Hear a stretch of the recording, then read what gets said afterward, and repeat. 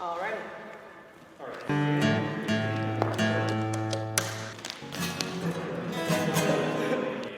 All right, I'm rolling. Like that.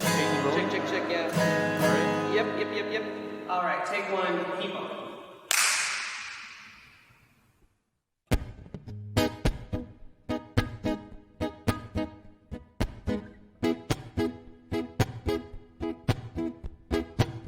I know this dance, taking this chance. Damned if we do, damned if we don't. Truth sets us free. I need honesty, even when it frightens me. And oh, it frightens me. It seems impossible, you and I. Our worlds will change as soon as we try, yeah. High in the sky, on to the next. Ride or die. Keep on, singing ooh, yeah. Keep on, feeling ooh, yeah. Keep on, yeah. My body with his arms around me makes me feel this way. Can't help myself, my fire's burning. I can't stay away. Now we're here, there is no turning back. No. If it's real, love me and make it last. Oh, yeah. High in the sky, yeah. On to the next. Ride or die, yeah. Keep on, singing ooh, yeah. Keep on, feeling ooh, yeah. Keep on, yeah. Until I find someone to love. I will not settle for anything but love. I got a man who loves me so. He loves me from head to toe. Showed me what it is to love. He was sent from heaven above. High in the sky, on to the next. Ride or die, yeah. Keep on, singing ooh, yeah. Keep on, feeling ooh, yeah. Keep on. Congratulations, Blanton. I'm so stoked for everything. The future is bright. There we go.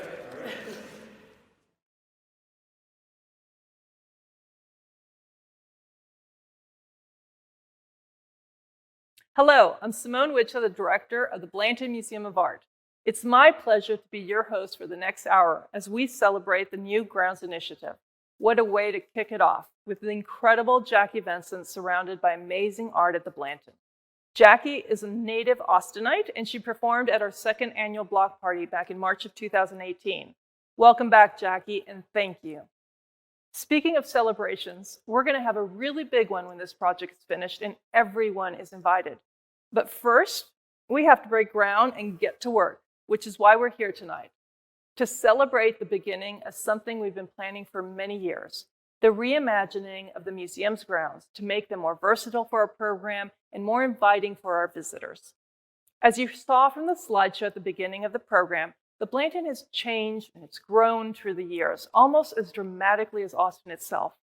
And now this project will help us bring world-class art experiences to the hundreds of thousands of people who visit the Blanton each year in a bigger and better way.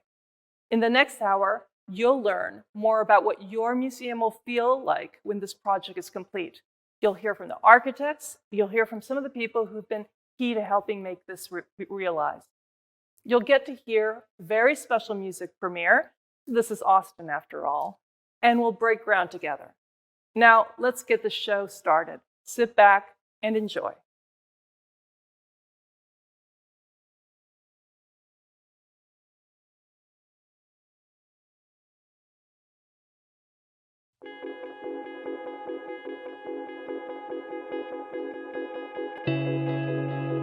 When you first come into the Blanton and you see the beautiful blue of stacked waters all around you, you feel it. You just know that you've stepped into a very special place. Art can do that. It can transport you. I believe that landscape has the same power. It can transform a community very much the way great art can transform our hearts and minds. And I can't wait for visitors to see what's in store for them.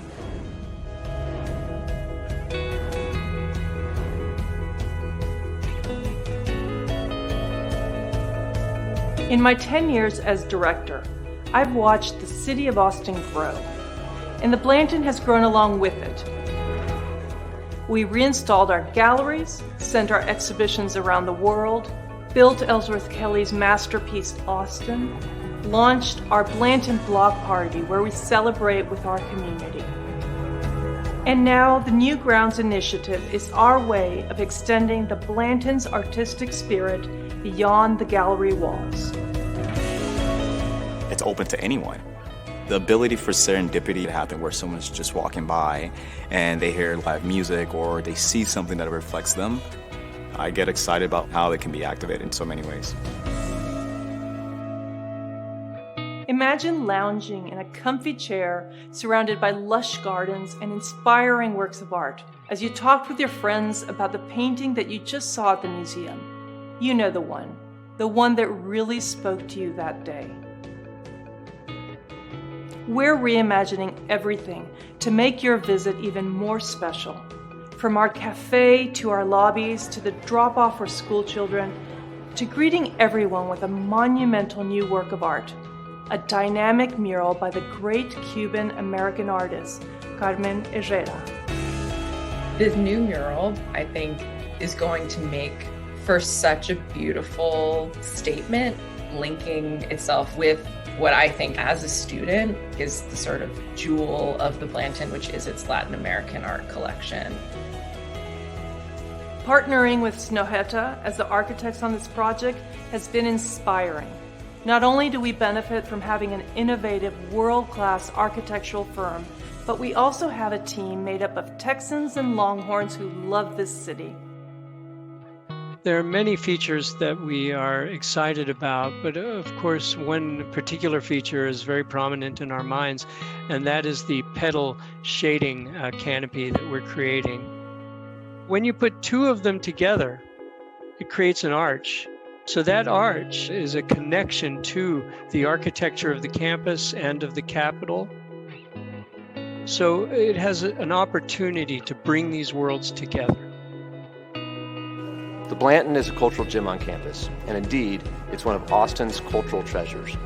Since the 1960s, the museum has undergone a series of incredible transformations. We saw this most recently in 2018 with the addition of Ellsworth Kelly's Austin. The installation really put us on the map. The New Grounds Initiative enhances all of these legacies. It means that the experience of art will begin as soon as one sees the museum, whether visiting or even just passing by. I can already picture generations of students enjoying the grounds, conversing and debating together, sharpening their perceptions of the world through art, reflecting on life within a beautiful landscape.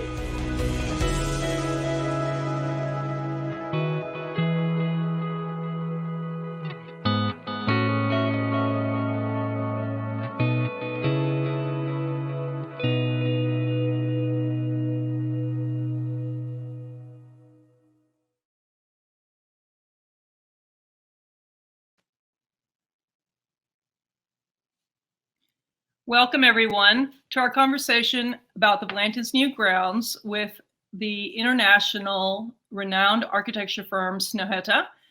Tonight, we have with us Craig Dykers, who is a founding partner of Snøhetta. Among the many recognitions he's received for an extraordinary career, Craig, are the Aga Khan Award for Architecture and the Mies van der Rohe Award. He's also being recognized this year as UT's Distinguished Alumnus Award, which I think is well-deserved. Elaine Molinar, who is a partner at Snøhetta and also a UT alum. Elaine received the Stanford Prize for Innovation in Research Libraries, and in 2019, she and Craig were jointly honored with the Texas Medal of the Arts. And John Newman, who joined Snøhetta as a director in 2019, and he too is a Longhorn. Can we see a trend developing here? John was previously principal. Hey, I can hear you. Good, hold on one sec. John Can you was. hear me? Yep, I can. We're good. John was previously principal at Diller, Scofidio, and Renfro, and founding partner of Lindsay Newman in Architecture and Design. I think we're maybe having a little. Craig, can you hear me? No. Okay, I'm going to keep doing my intros. Maybe Craig can log off and log back on. The visionary team, I'm thrilled that Craig is almost here, that Elaine is here, and John is here with us today. But I also want to give a shout out to many of the other team members at Snøhetta who have been really vital to this project, specifically Matt McMahon, who's the director of landscape architecture at Snøhetta, as well as Claire Lawrence, Paul Drummond, Yuan Jazing, and Michelle Delk. There's also so many people who've worked in our community in Austin, around the world on this project, specifically at the Blanton, Kim Thiel, Dahlia Ziem, and Carter Foster. This would not be happening without them. And beyond that, I want to give a big shout out to our lead local architect, Larry Ursick from Architexas, and so many others in this community who have been part of this. But let's get started. Hopefully Craig is back with us. Craig, can you hear us? Yes, I can now. Thank you. Awesome, good. Okay, so we're all graduates of UT. And I believe the three of you met while you were here at school at UT Architecture, which is a really exciting thing. I actually got a chance to first meet Craig in 2016 when you were back on campus talking to students in the School of Architecture. And I heard you were on campus. I asked if you'd come over and have coffee with me, and we got a chance to visit.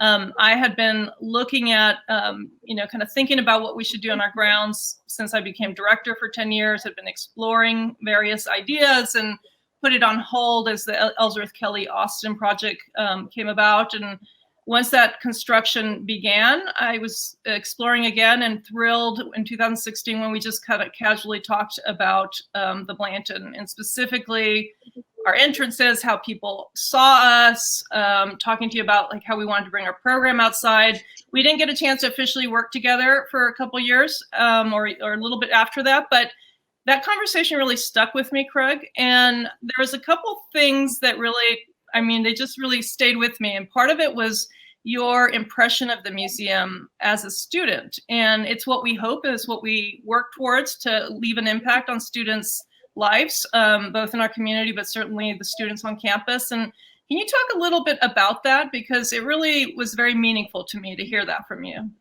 That's nice. Thank you. Well, students come to university to look for perspectives, new perspectives. They're often in search of a wider world, trying to develop new insights into the universe around them. And it's a kind of passion for understanding and knowledge. And that's in many ways what the university represents. An art museum, a great art museum, can open up many more doors and windows to one's perspective, to one's insights. A museum helps build independent insights. And that certainly happened with me when I arrived at the university campus, gosh, now over 40 years ago, I accidentally stumbled into the Blanton collection, which was then at the Harry Ransom Center. I was just a young person, and there were many things that I had sort of seen in books or were vaguely aware of on display. But as soon as I walked into the galleries and saw some of these great works, it was such a profound experience. And some of those paintings are still indelibly imprinted on my mind.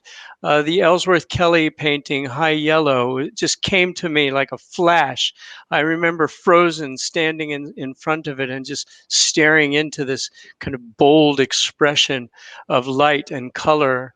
And as I walked around the museum further, I eventually walked past the Maynard Dixon painting, Top of the Ridge, and there was that beautiful, lonely pine tree standing against the sky. It was a traditional painting, a historically traditional painting, but modern at the same time. I could smell the landscape. And I was very much sort of given this sensibility that not everything in life was going to be told to me by my teachers. There were places where I could learn things myself and build my own understanding. And the Blanton collection was so strong and so powerful. It gave me that opportunity. The museum was very much a window to the rest of the world for me in a way that even books and tremendous teachers couldn't provide me. Thanks, Craig.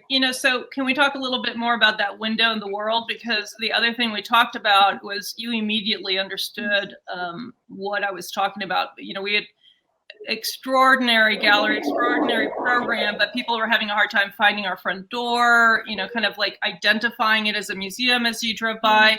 Like, you understood some of these challenges, obviously, immediately. And can you tell me your thoughts in terms of like what that sense of arrival is for the visitors to the Blanton?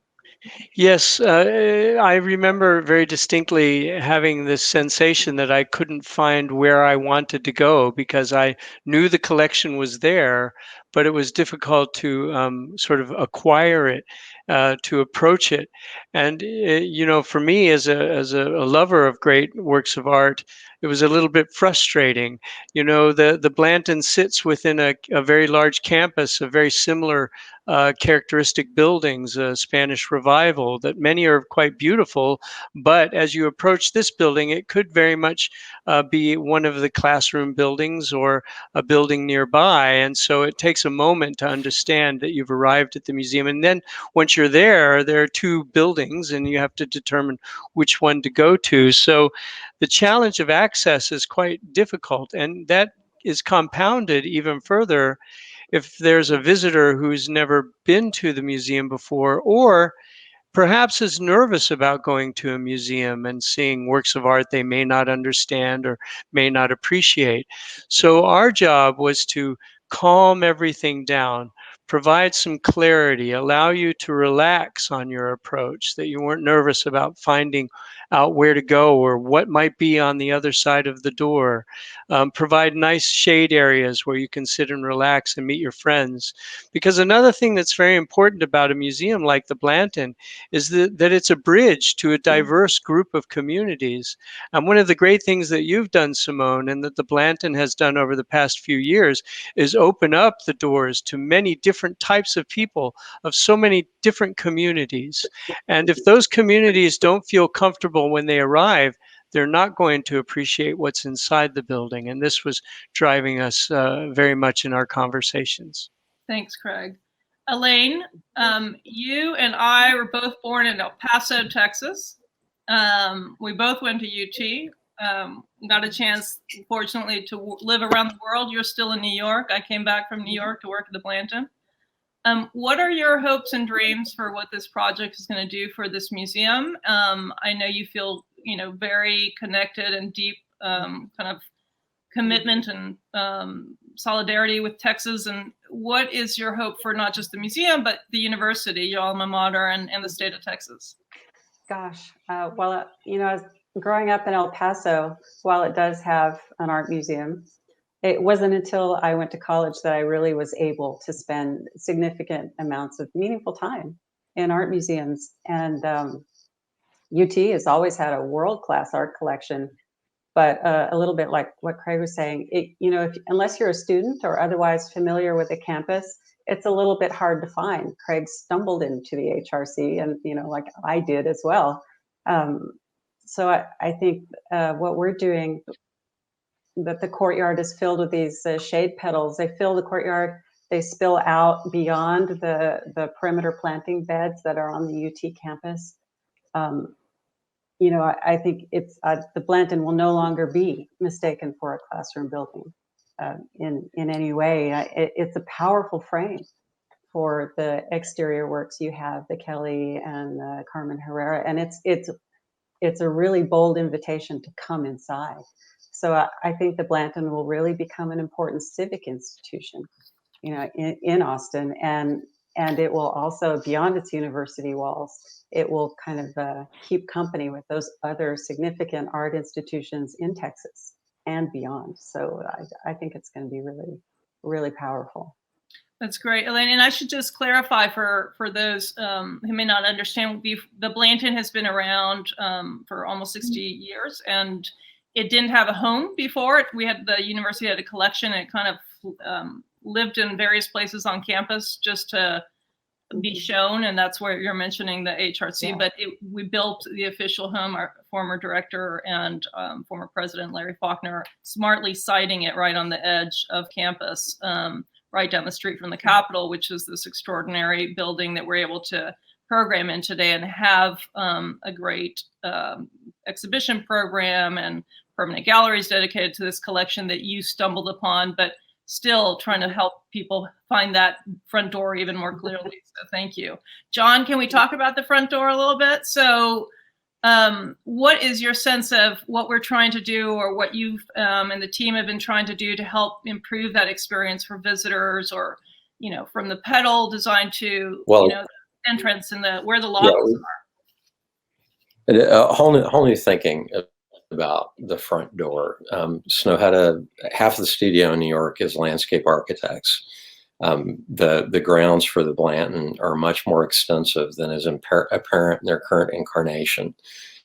We think of the grounds as part of the architecture, and the architecture is part of the grounds. And that shot that you showed from across MLK, looking at the front door through the petals, is one of 4 gateways we've created now, so that every major approach greets you when you get to the threshold of the Blanton grounds. Whether you're coming from the MLK end of the Brazos parking garage, or the Jester end of the Brazos parking garage, or if you're coming in from Speedway, at each of those points, there is a marker that says that you're at the Blanton, and you'll experience a transformation in the grounds where the planting and the topography is going to change. From that moment, we've choreographed the approaches. The building is split into 2, with ticketing in one building and the galleries in the other, was a decision that we made early on in order to try and decongest the gallery building. But it meant that we had to show people how to find the front door and how to approach the entry sequence. And so the walkways from those gateways lead you directly to the front door through these carefully choreographed landscape moments, so that you really can't help but arrive at ticketing, to where we provided a new locker room and setup area for group tours, where everybody can get ready to go into the museum, disburden themselves of all the stuff they brought, walk across and enter into the museum itself. And so the arch theme that Craig was talking about earlier, with the 2 forms of the pedal coming together, as you approach, frames the archway that makes the front door to ticketing. So first you approach through a conventional set of arches. Once you're ticketed, you're now into the artistic world, and the arches invert. The floating inverted arch over the entry to the museum itself sets that apart as a unique and distinct space. Great, thank you. So I have one other kind of quick question for you, Craig, and then I'm going to wrap it up. But can you talk to me a little bit about these arches and kind of the reference specifically, and where were you going from, and where you're hoping to take this, like what this means visually for the museum? Well, much of the UT campus in Austin is characterized by a Spanish Revival architecture, and one of the principal elements of that architecture is the use and development of various styles of arches throughout many of the most beautiful buildings on campus. Also, if you turn your head the other direction and look towards the U.S. Capitol, sorry, U.S. Capitol, the Texas You Capitol. always do that.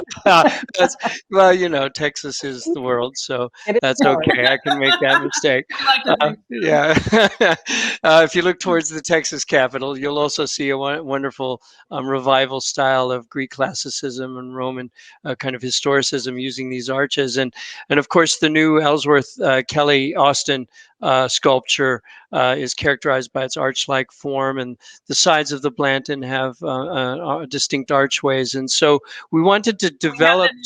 We have them inside too, with the Teresita Fernandez's. Right? Yeah, that's right. Even in the interior, you have the same kind of architectural features that kind of embody the spirit of the place.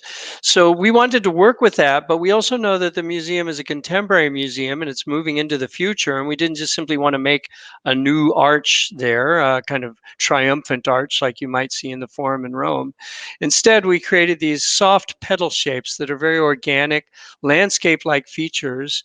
And as they approach one another, individually, they don't look like an arch. You can see one behind me here. But when you put them together, they create arches. So it's this very unique sort of space that's built that, depending on where you are in relation to them, they read more and more distinct as arches, but not always. So they'll be different every time you're there, and in different seasons of the year. They'll always be a little bit different. Nice to return to, nice to visit again. So they also have a very particular function besides the kind of visual identity, right? And that function is to deal with something else that Texas is well known for, which is the sun. And rain. And rain. And snow, apparently. Well, apparently, not that often enough, but the heat and the sun is what is kind of more our thing. I think they'll also be throwing. They'll also be throwing really beautiful shadows on the ground that will change throughout the day. Creating dappled light. Yeah, they're works of art in themselves, and although they integrate very well and comfortably with the surrounding context, your experience of them should be also filled with wonder and delight. So, and I said that was like my last question, but I do have one other one that I want to talk about, which is, we talked a little bit about the experience of arriving and the kind of visual, the view people will have of the museum, so it can better be understood.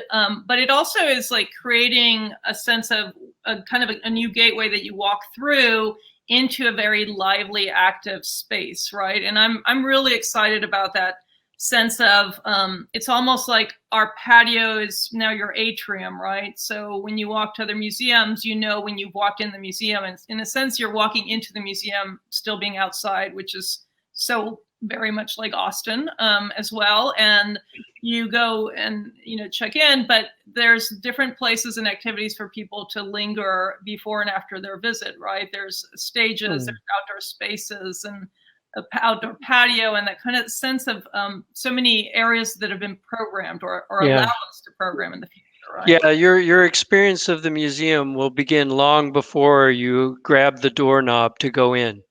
You'll know you're in the museum when you're there, even before you're inside. And so the character of culture extends beyond the walls of the galleries themselves, and it moves into the society around it, so that you feel that culture is a part of your life, not something frozen, separated, distinct from your everyday life. I think the new design and the new vision for the programming that you have, Simone, and others at the museum for the exterior spaces will build a transformative experience well beyond the galleries themselves. Well, and it's for those students, like we once were on this campus, which is imagining yourself as a student back on campus, but also for this thriving city, right? And the sense of connection with the city, the sense of the connection with the Capitol Mall project that's going to the Capitol, which is an extraordinary shift for the city as well. And it's a thrilling moment in the life of Austin, and we're thrilled to be part of it, and that you're joining us too and helping make a change here. Thank you. So we're running a little out of time, but I hope all of you enjoyed learning more about the New Grounds project.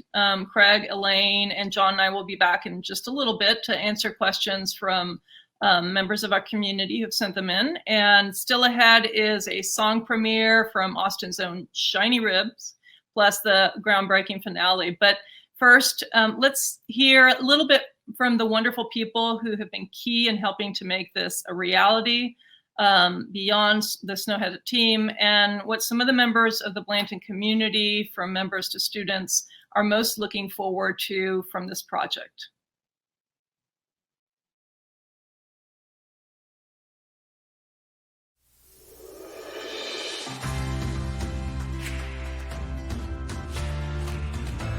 This New Grounds initiative is a huge undertaking, many years in the making. It would not have been possible without the investment of so many in our community, most especially the Moody Foundation and their passionate trustees. Well, it's something that the entire Moody Foundation is really proud of. Snøhetta's design was bold, it was loud, it was exciting. People are really going to be able to understand that this is an art museum when they're driving down MLK Boulevard. We're also grateful for longtime supporters like the Stillwater Foundation, who have invested in this vision, and to the thousands of members and volunteers who embrace us every day. Ann Bauer was one of those Blanton members for almost 30 years and a docent for over 2 decades. She believed in our work and left in her will a gift that propelled this project forward. Making the Blanton more accessible to the community is critical. I think docents do that inside the galleries and around the art. That Anne has created something that will make the Blanton more accessible to people on the outside too is very exciting. I think our children are going to be blown away. From the moment we step off the bus, we're going to be impacted by that wow factor.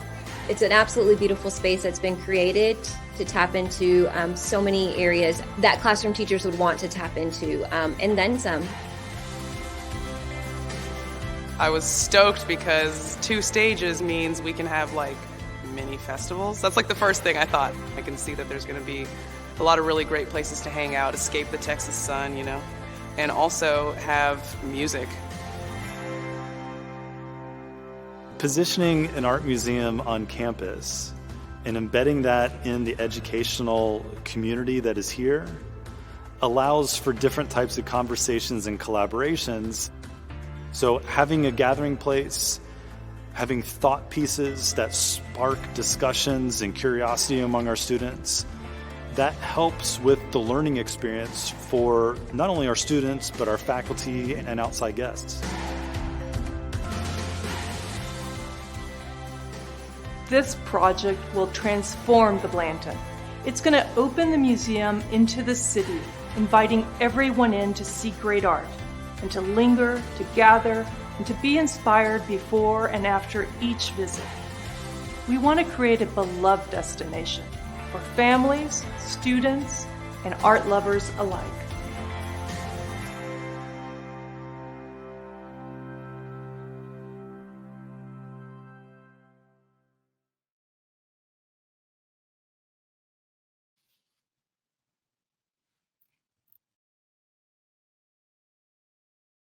One of the features of the Blanton's new grounds that we're especially excited about is the Moody Patio, a space that will allow us to extend our programming outside under the beautiful Austin skies. Over the years, we've hosted thousands of local performers, from DJs and dancers to singers and spoken word artists. It's been part of our commitment to hosting innovative experiences with art that inspire creativity. You may have spent your lunch hour at one of our midday music performances, which is a collaboration with UT's Butler School of Music. Or perhaps you've enjoyed one of our dynamic soundspace concerts that bring together sound and music and visual art. Or perhaps I've seen you dancing to your favorite Austin band at one of our exhibition-themed B-scenes. We're thrilled that the Moody Patio will have not 1, but 2 stages that will let us bring more of these collaborations with Austin's creative community to you. Now, let's celebrate the Blanton's music legacy with Austin's own country, soul, funk band, Shinyribs, and the world premiere of It's Good to Be Human.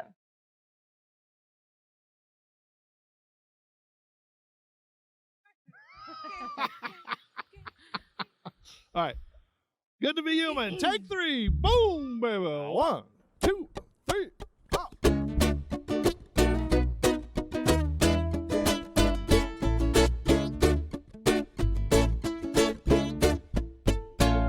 It's good to be human. Doing what you must do. It's good to be human. Getting on my way. It's good to be upright tonight.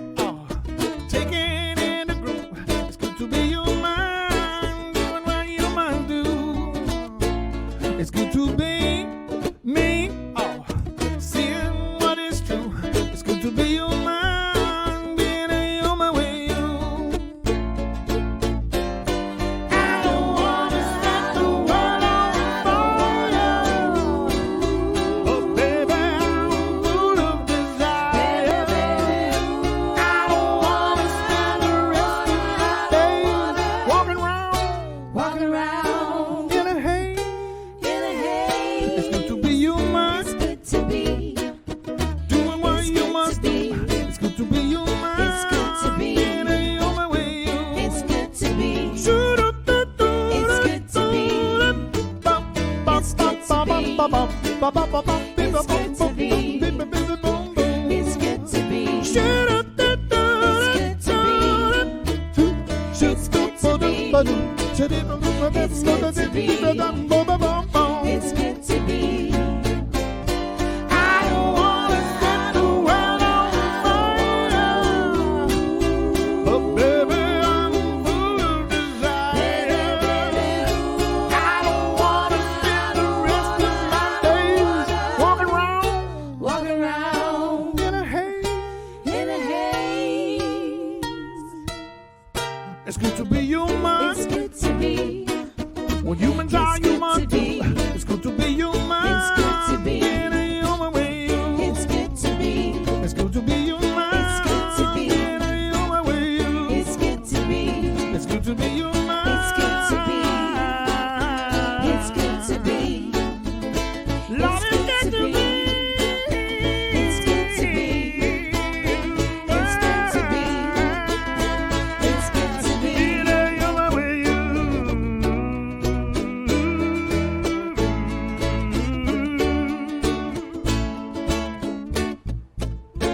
Oh, congratulations, Blanton. Breaking ground. Them shovels gonna be slinting at the Blanton.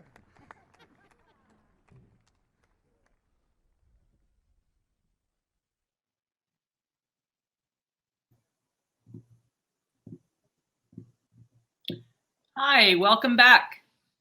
Can everyone hear me okay? I can hear you fine. Awesome. Mary, am I doing okay? All right. Yep, you're doing great. So I'm here with the architects again to answer a few questions that have been sent in from the community and from our audience here tonight. And let me get started with our first one. We get a lot of questions about the shade structures, the petals. So maybe John, one of the questions we get is, what are they made out of? Oh, sorry. It broke up. What are the petals made out of? Is one of the questions that Yes. we often get. They're made out of composite, a descriptive but very disappointing name. Composite is the same stuff that Boeing and Airbus big aircraft wings are made out of. It's like fiberglass, but it uses a matrix that's non-combustible, which is in fiberglass it's epoxy. For composite, it's some other engineered chemical compound that has strength equal to or greater to epoxy but doesn't burn. And it uses glass fiber, it uses carbon fiber, it uses steel fiber, depending on the needs and the specific loading at specific points. They can mix in whatever fiber gets the effect that's needed in that place with the greatest efficiency.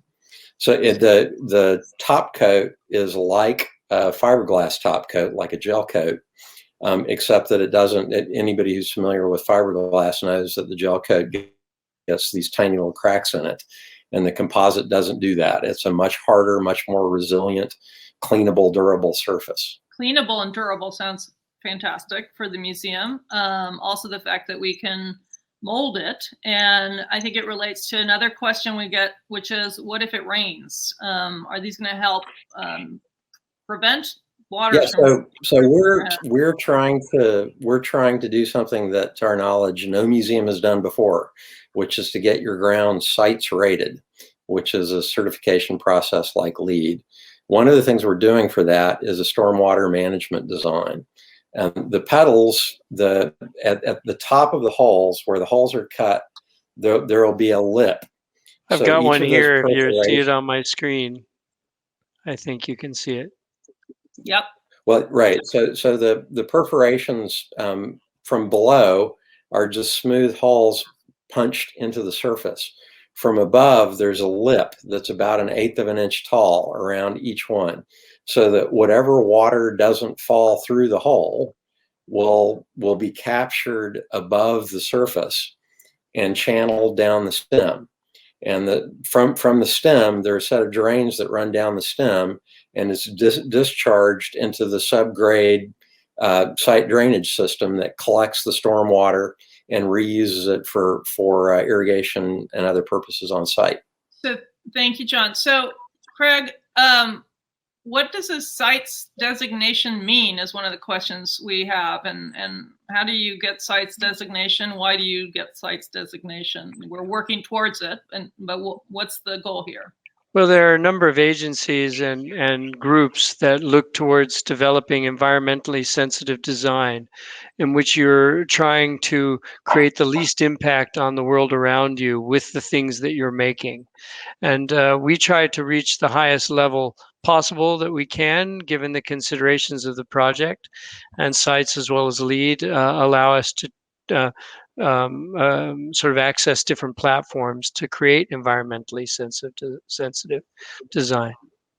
And so speaking of environmentally sensitive, one of the other things we looked at with these shade structures is kind of lowering, we did all these studies where it helps lower the heat, right? Because we don't want to create an environment where people don't want to hang out in the Texas sun. So we talked about this a little earlier, but they also help protect from the sun in our space. Right.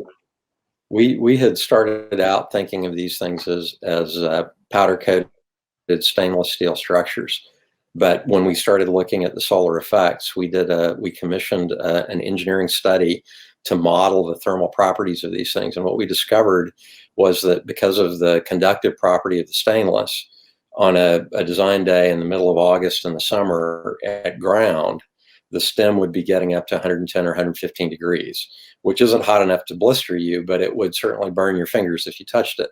Whereas with the composite, there's virtually no conductivity. So the shading is a lot more effective. You don't get any radiant heat off of the assembly. And so that was really what first drove us towards the composite material. So can we talk a little, Craig, you have that shade structure up like you want to say something else, but, or you just showing it off? I could say something else. I'm just showing it off. But one of the things I enjoy about it is it has this classical shape when you see it from one perspective, but from another perspective, it creates this kind of heart, which you can see. It's almost like a heart shape, depending on your angle of view. So I think in that sense, the shade, as Elaine mentioned earlier, will always be transformative on the ground below. And so providing shade is one thing, but making the shade enjoyable is another.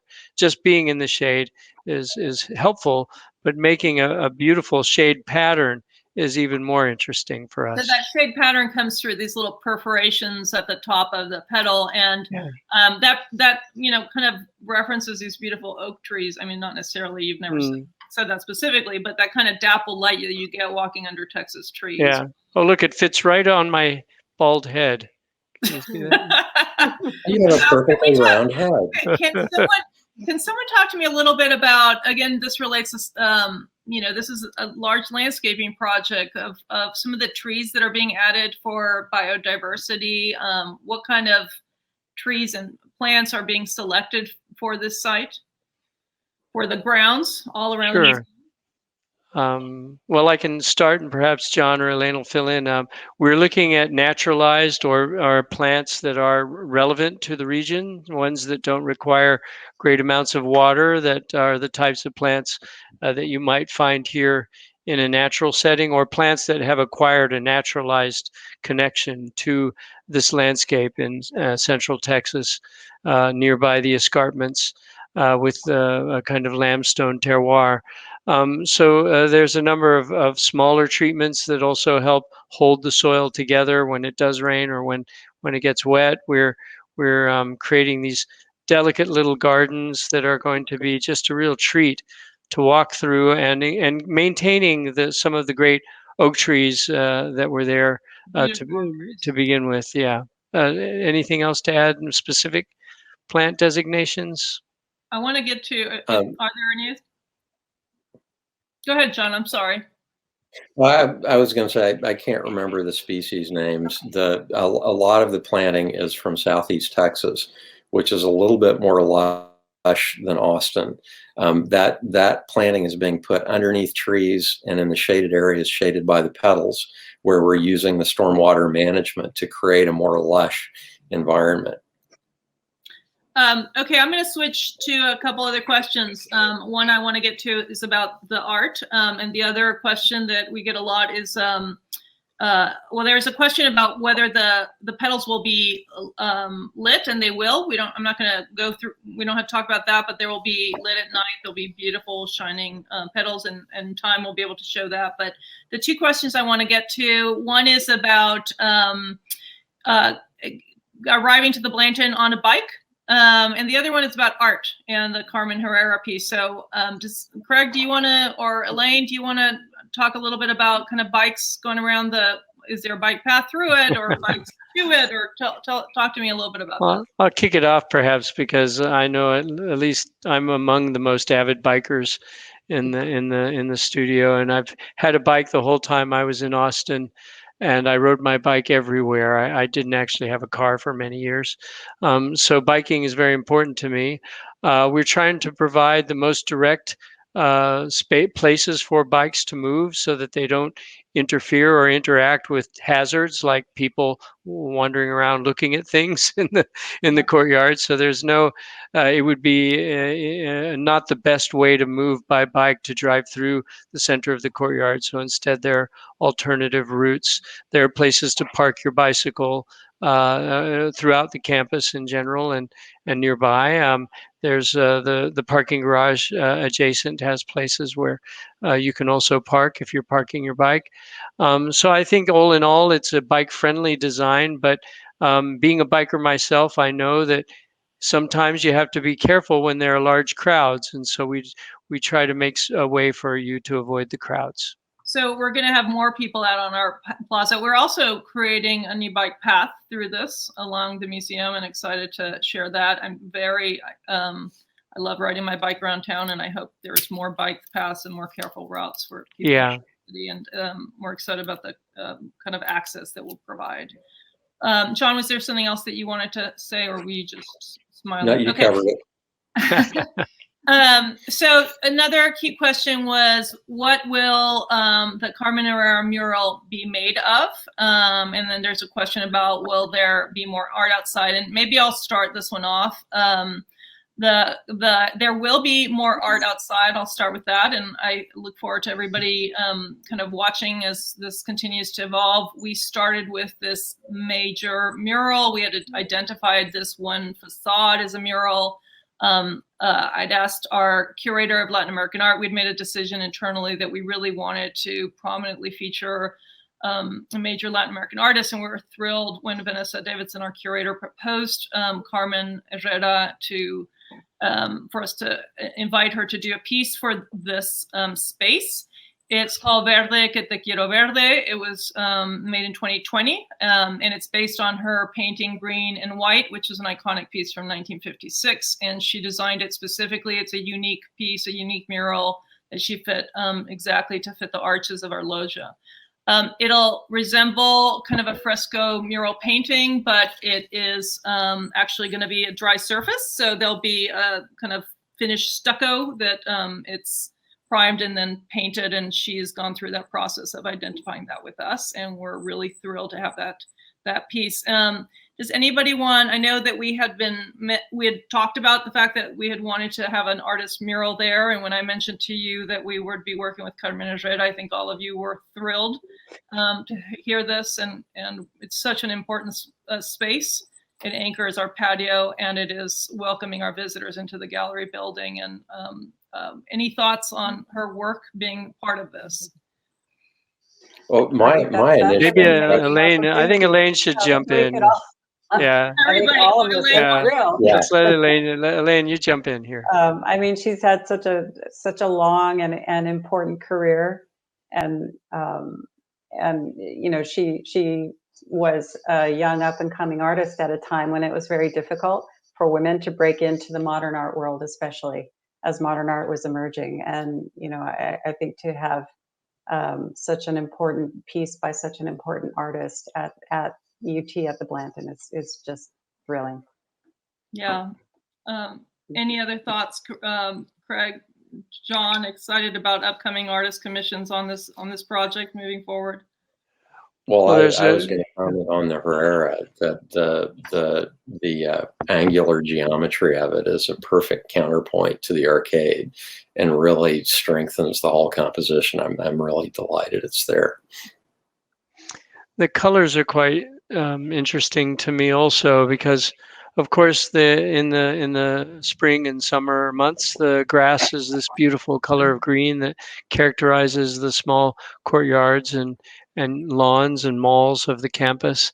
And that green is picked up in several of the older original buildings that you see on some of the facades. And then again, this piece by Herrera will be a bridge between these natural and historical qualities the campus offers and a bold statement of contemporary life. Thank you, Craig.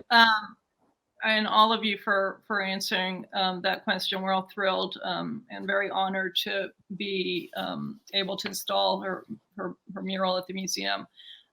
As one final question, Craig, I'm going to ask you if you can just tell me a little bit about what you think that experience of arriving to the museum is. Someone asked, can you please describe the new front door and the kind of sequence? Like, where is our front door, Craig?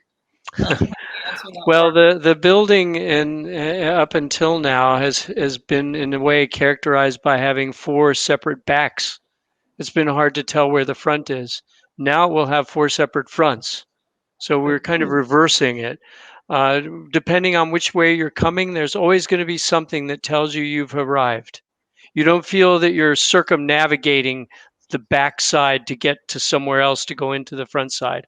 All of the sides with these great petals, with these works of art that you've commissioned on the grounds, the views to the various landmarks nearby, all of these places occur around the building and not just in one location. And so I believe the great feeling will be that as you visit the Blanton more than once, as most people do, rarely do people go there only one time. When they come back, they may come from a different direction, and they'll see the museum with a new front door.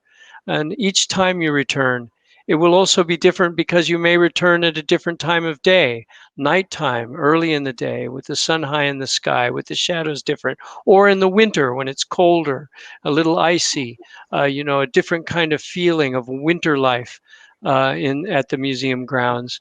So I think the best way to answer that is there's no back door. There's only front doors to the new Blanton. I love that, Craig. Thank you. Elaine, Craig, John, thank you for being here tonight. Thanks to our community for sending in these questions.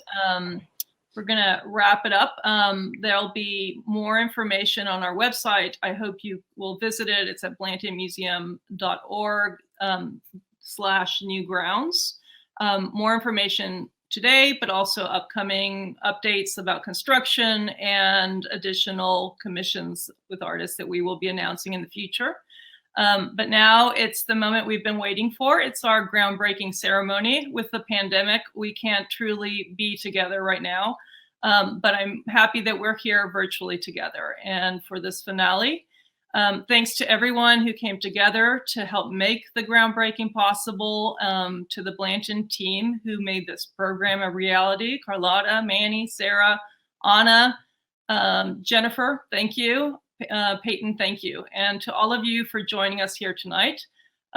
Here we go. Let's break ground.